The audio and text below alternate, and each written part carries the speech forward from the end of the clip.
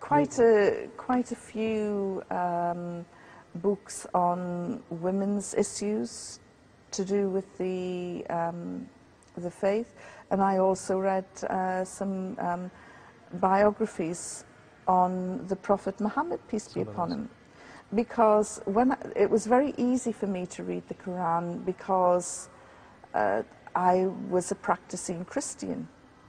I went to church maybe twice a month, which in Britain is bordering on being fanatical. And I knew my Bible very well. You're Protestant? So I was a Protestant. So reading the Quran was so easy. All the prophets, peace be upon all of them, were all in there, with the exception of Muhammad, peace be upon him. And so I read a biography about his life. I can't remember the author, but he was a Muslim, and I just thought, oh, nobody can be this perfect.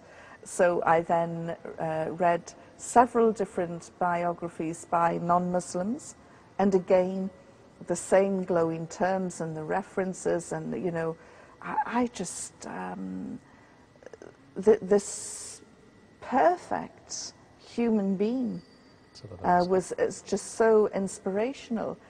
And this is when the whole business of the Danish cartoons came out. I just thought to myself, 5, 6 years ago, I'd never heard of the Prophet Muhammad, peace be upon him. Now I would give my last drop of blood to defend his honor, his memory, just, you know, what an incredible, inspirational, wonderful human being. And so I read, you know, a lot of, and I also read a biography on Khalid bin Walid, another inspirational character. And then I read more about Saladin Ayyubi, who I had read about as a child at school, about the Crusades. And here was a man who was perceived to be the enemy, but a man of great courage, of great wisdom. And these are traits that the English, although he was the enemy, the English loved in him. And that is why even today he is spoken about with great reverence in schools in Britain. And that's why I say to Muslims, don't get on your knees to the English. They won't appreciate it. They'll trample all over you. Stand up to them and show them courage and wisdom. They might not like you for it, but they will respect you. And so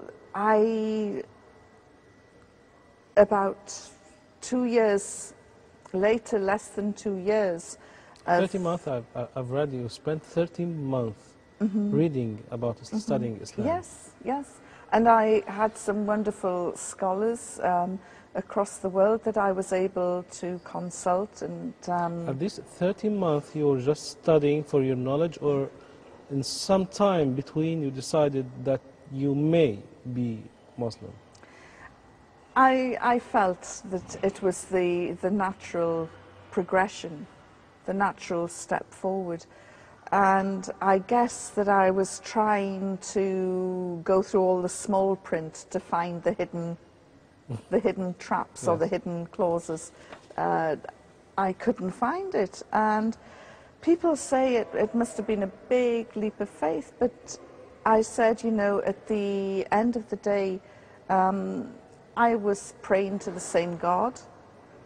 All the prophets were the same, with the exception of Muhammad, peace be upon him. So it wasn't a big leap of faith at all. I felt it was just a small step.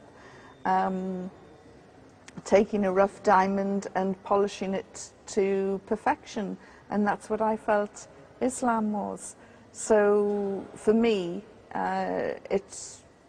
it was a better way of life, a more honest way of life, a cleaner way of living, and it just felt very right. Can you describe me the moment that you decided in which you decided to be a Muslim? You remember it?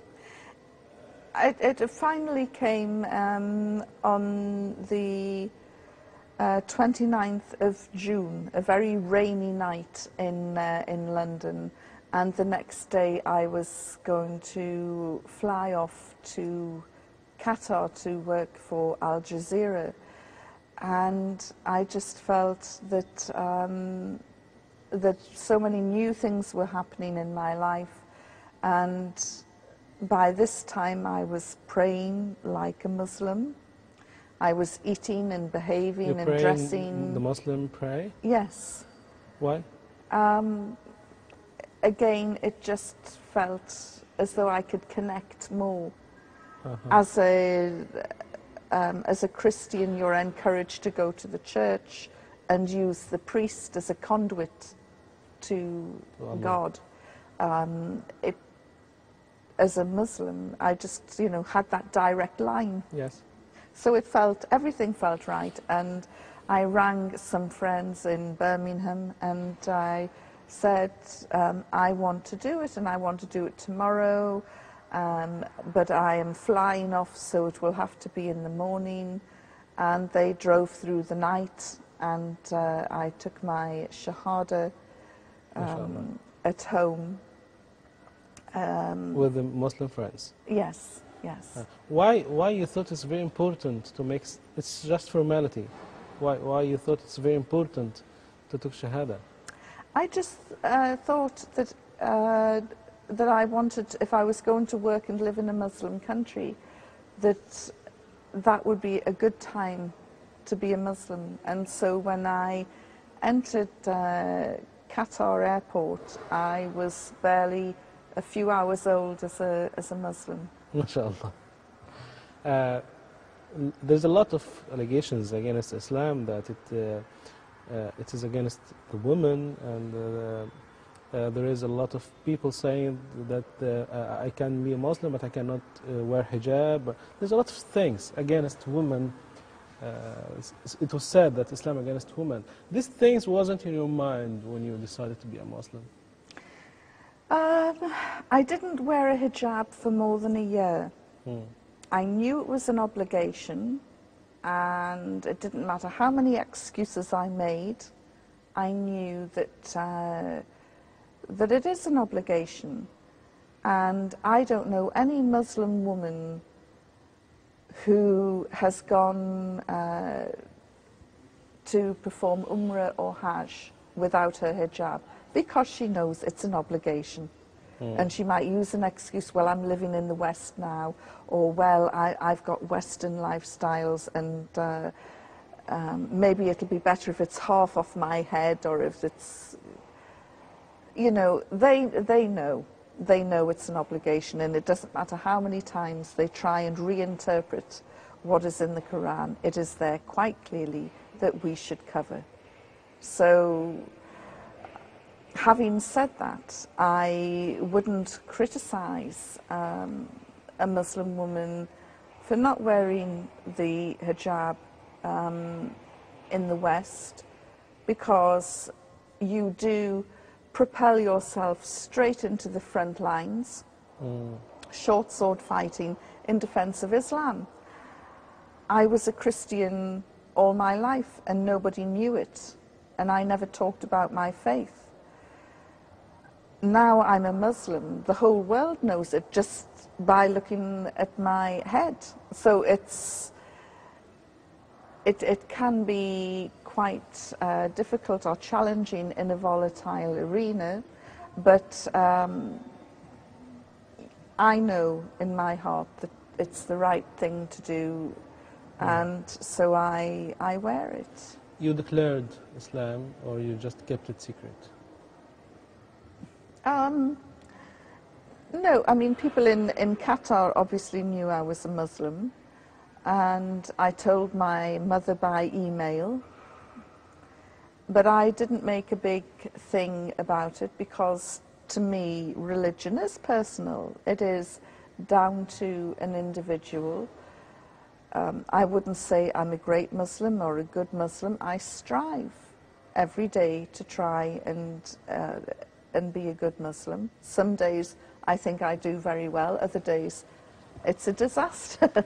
But, you know, like Muslims around the world, it's a continual challenge, and I strive to do that. But I don't feel as though I need to shout from the rooftops about how wonderful Islam is. If somebody comes and asks me, which happens in London, you know, I can be sitting on public transport and somebody will come to me and say, why do you wear that scarf? I'll then talk about Islam. But I don't go out to people. I'm not an evangelical type of Muslim. I will talk about it.